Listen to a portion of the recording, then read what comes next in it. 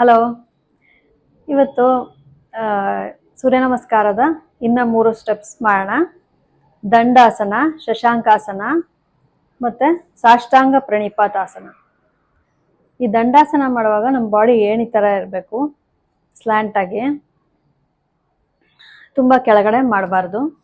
ಮತ್ತೆ ಶಶಾಂಕಾಸನ ಮಾಡೋದ್ರಿಂದ fat burn ಆಗುತ್ತೆ, ಸ್ಟಮಕ್ ಫ್ಯಾಟ್ ಎಲ್ಲ ಕಡಿಮೆ ಆಗುತ್ತೆ, ಮತ್ತೆ ಬಹಳ ಒಳ್ಳೆ ಆಸನ ಇದು. ಮತ್ತೆ ಮೂರನೇದು ಸಾಷ್ಟಾಂಗ ಪ್ರಣಿಪಾತಾಸನ. ಈ ಸಾಷ್ಟಾಂಗ ಪ್ರಣಿಪಾತಾಸನ ಅಂತಂದ್ರೆ ನಮ್ಮ 8 ಬಾಡಿ ಪಾರ್ಟ್ಸ್ ಭೂಮಿಗೆ ಟಚ್ ಆಗುತ್ತೆ.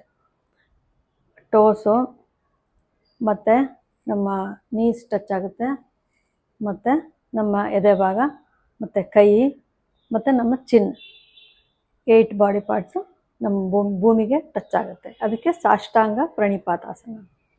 ಈಗ ಸ್ಟಾರ್ಟ್ ಮಾಡೋಣ. ದಂಡಾಸನ.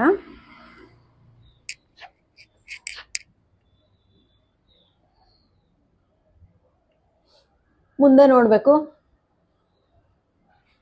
ದಂಡಾಸನ.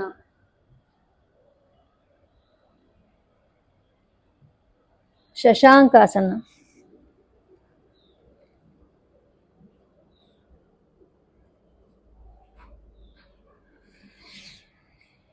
ಸಾಷ್ಟಾಂಗ ಪ್ರಣಿಪಾತಾಸನ.